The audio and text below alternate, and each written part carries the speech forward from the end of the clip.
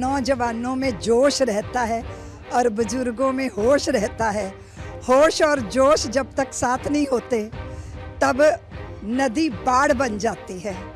जब मर्यादा के तट टूटते हैं ना तो नदी नदी नहीं रहती, जल जल नहीं रहता, वो बाढ़ बन के गाँव में घुस जाता है और सृजनों को ध्वंस कर देता है और स्वयं भी मिट्टी होके मिट्टी हो जाता है। वो सागर कभी नहीं पाता। नौजवानों का तो हमेशा जमाना रहता है, लेकिन नौजवानों में जोश रहता है और बुजुर्गों में होश रहता है। होश और जोश जब तक साथ नहीं होते तब नदी बाढ़ बन जाती है। जब मर्यादा के तट टूटते हैं ना तो नदी नदी नहीं रहती, जल जल नहीं रहता, वो बाढ़ बन के गाँव में घुस जाता है और सृजनों को ध्वंस कर देता है और स्वयं भी मिट्टी होके मिट्टी हो जाता है। वो सागर कभी नहीं पाता। इसलिए युवा शक्ति मर्यादा के तटों के बीच में, नीति के तटों के बीच में बहते बहते अपने लक्ष्यों को पाएंगे, नहीं तो बिखर के नष्ट हो जाएंगे या फिर देशद्रोहियों के हाथों के खिलौने बनकर रह जाएंगे। इसीलिए जोश युवा का चाहिए और होश बुजुर्गों का। और आप तो जानते हो हनुमंत लाल के साथ जामवंत का होना कितना जरूरी है, तभी तो अशोक वाटिका तक पहुंच होती है और जानकी जी के मुक्ति के मार्ग प्रशस्त होते हैं। जिस तरह से बयानबाजी किया गया, महिलाएं भी बहुत गाली गलौज किए प्रोटेस्ट के दौरान, कुछ प्राइम मिनिस्टर को लेके भी फोटो, बहुत सारे जो फोटो जो अनडेमोक्रेटिक है उनको सामने लाया गया। क्या लगता है ये जवान अपने सही रास्ते पे जा रहे थे? नहीं, देखिए कितना अभद्र है अपशब्द बोलना। अतीत के भारत में तो मूर्ख कह दिया जाता था तो उसी को गाली मानते थे। माँ बहनों की गालियाँ देना, युवाओं के मुख पे अपशब्द होना, प्रधानमंत्री जी की स्वर्गीय माता को गाली देना, ये शोभा देता है। शर्मसार हैं सब, लज्जित हैं सब। उनके माँ पिता को भी लज्जा आ रही होगी कि ये हमारी संतानें, मुंह से कचरा निकल रहा है, इसका मतलब कचरे वातावरण में तैयार हुए हैं या क्या है। ये बहुत दुर्भाग्यपूर्ण है। जिस देश ने भाषा के संस्कार को सर्वोपरि माना हो, भाषा मिलती है भगवती सरस्वती की कृपा से।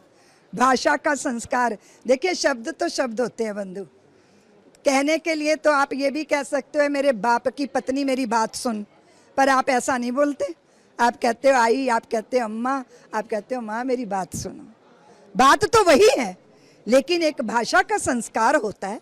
तो हमारी युवा पीढ़ी कैसे चूक गई, मैं ये सबके लिए नहीं कह रही हूँ। कुछ लोग हैं जिन्होंने बहुत ही लज्जाजनक स्थितियों को वहाँ स्थापित किया, वो अच्छा नहीं है। मुझे लगता है कि हम भारतीयों के बच्चे तुलसी के पौधे हैं, उन्हें वासनाओं की शराबों से नहीं, संस्कारों के गंगा जल से सींचा जाना चाहिए। केंद्र से कोशिश, अभी FCRA एक बिल लाने की कोशिश किया जा रहा है, प्रेजेंट होने की बात है, कन्वर्शन की बात आप कह रहे थे अपने वचन में, कुछ सवाल भी आ रहे थे। क्या लगता है, मगर प्रोटेस्ट अभी भी कर रहे हैं ऑपोजिशन इस बिल का? देखिए कोई भी ऑपोजिशन को ऑपोजिशन करने का अधिकार है, लेकिन राष्ट्रहित सर्वोपरि है। किसी को पैसा देके, प्रलोभन देके, भय देकर अपने धर्म से दूर कर देना, इससे बड़ा महापाप कोई नहीं हो सकता। और ये महापाप आज़ादी से पहले भारत की धरती पे चल रहा है। ये बहुत सारे पेट्रो डॉलरों के बल पे चल रहा है, अन्य चीज़ों से चल रहा है। बात ये नहीं है, आप जो है गैर कानूनी तरीके से जिस तरह की गतिविधियां देश को कमजोर करने के लिए कर रहे हैं, उस पे प्रतिबंध लगना चाहिए, उसे रोका जाना चाहिए।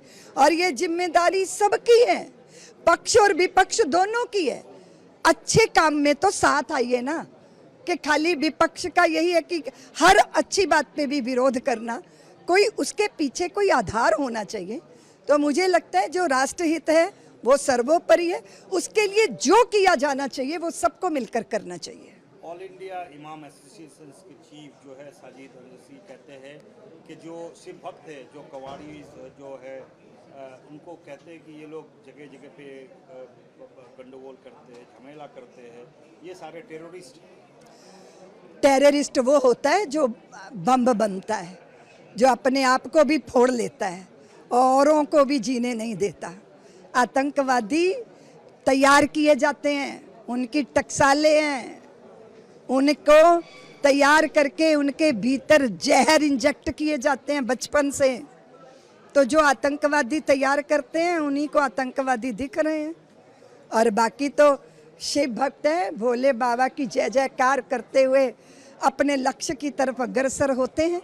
ये तो देखिए अपनी अपनी दृष्टि है। ये लोग जिस तरह का वितंडावाद इस देश में कर रहे हैं, उनको सनातन के प्रति एलर्जी है। वो ये नहीं देखना चाहते, वो हिंदू जागरण नहीं देखना चाहते, वो परंपराओं का यहाँ निर्वहन नहीं देखना चाहते, इसलिए पागलों की तरह अनर्गल प्रलाप करते हैं।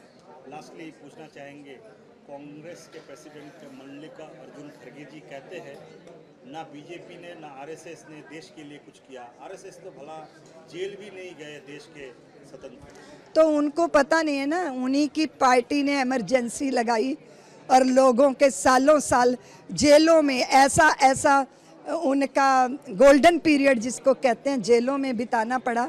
तो उन्हें थोड़ा इतिहास देख लेना चाहिए। लेकिन क्या होता है ना, जब विरोध करना हो तो फिर विरोध की भाषा यही है, नहीं तो राष्ट्रीय स्वयंसेवक संघ का प्रचारक कैसा होता है जो अपने जीवन को तन समर्पित, मन समर्पित और यह जीवन समर्पित चाहते हैं देश की धरती तुझे कुछ और भी दूं।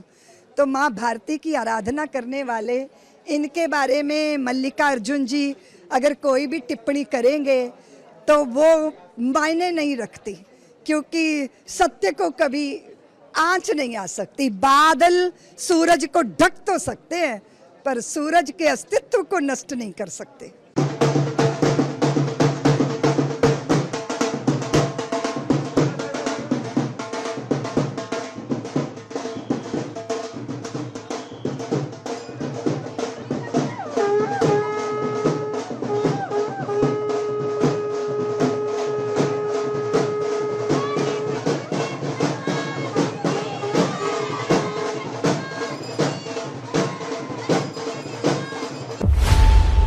खबरों की रणभूमि में यहां शोर नहीं सोच लड़ती है, जहां शब्द नहीं फैक्ट्स वार करते हैं और हर सवाल खोलता है सच की नई परत।